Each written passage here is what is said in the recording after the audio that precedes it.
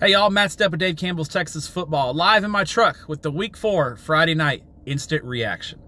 Let's start with my game at Mustang Panther Stadium in Grapevine, where the Colleyville Heritage Panthers knocked off Mansfield Timberview 10-0 in a defensive struggle in a key 3-5A Division II matchup. Timberview's defense, again, played lights out, but the offense just couldn't get anything going. Colleyville scored a touchdown early third quarter to take a 10-0 lead after they kicked a field goal. To go up 3-0 at halftime. That was all Jerry Edwards Ball Club needed to get the win. They're 2-0 in district. The defense played great. The offense, little start and stop at times, but I think Timberview's defense had a lot to do with that. The big story from this game for Colleyville is the status of wide receiver Braden Blewett, their star wide receiver. Suffered an injury in the second quarter, did not return to the game. We'll see what his status is. Hope for the best for him. He's a great player. He was having a good game and just went down with an unfortunate injury, so hopefully the tests go good tomorrow and he can get back on the field soon and help his teammates who have a chance to be really, really good. Then my audio on my instant reaction video that I recorded on the field went out. Had bad audio, so had to ditch that. We're doing this from the truck at a gas station on the way back to Fort Worth. Some of my 5 key thoughts real quick, just to give you a kind of a little tour around the state of Texas. Let's start in Class 6A, where the Austin Westlake Chaparrals continue to dominate the San Antonio area as they drill Cibolo Steel 41-16. Tony Salazar's squad bounced back from their home loss last week to Atascocita, go on the road to Cibolo Steel and dominate the Knights 41-16. The key here was the second and third quarter, which was totally dominated by Westlake. They trailed 10-3 at the end of the first quarter.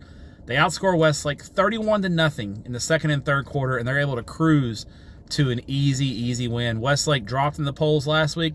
They'll be moving up in the polls this week with that big win over Cibolo Steel.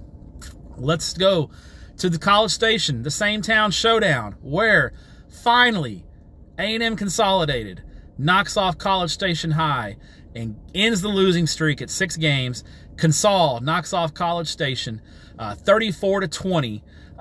Finally, the Tigers get some breaks in that ball game.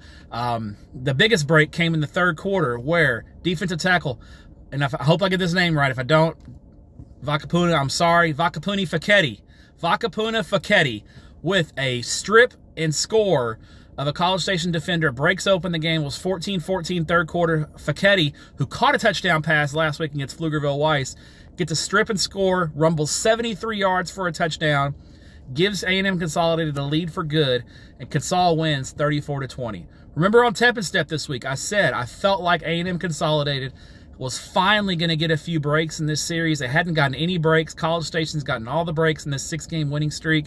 They've made a lot of breaks as well. Give those guys credit, but they've also had a few breaks go their way. Nothing's gone Consol's way in this series. Finally, that play was a huge break because the running back's forward progress, it was kind of debatable whether his forward progress was stopped or not.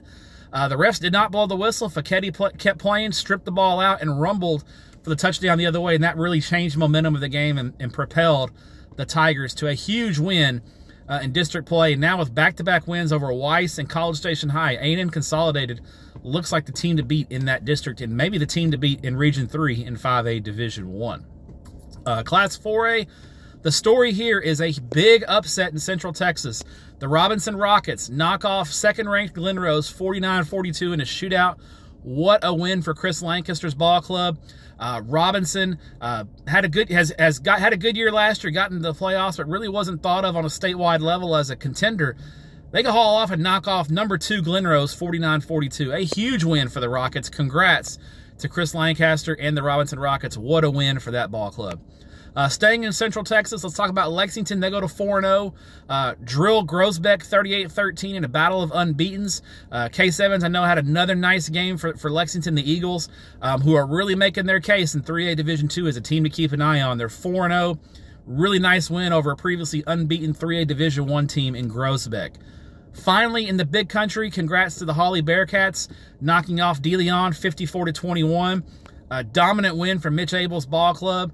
A lot of the thunder out there in the big country in 2A is really, so far this year, been stolen by Stanford, who's #1 ranked in the state, and they're Wayne Hutchinson's ball club has looked really, really strong early in the year. Hawley, who won the state championship 2 years ago in 2022, just kind of quietly sitting there like, hey, we're still here. We're still a contender.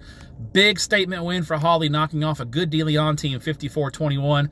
That matchup with Stanford later on this year in district play is going to be something to see out in the Abilene area. That's all here from here in Haltom City as I'm headed back to Fort Worth. I got a flight to catch in the morning. Stay with TexasFootball.com for the best coverage of Texas high school football anywhere.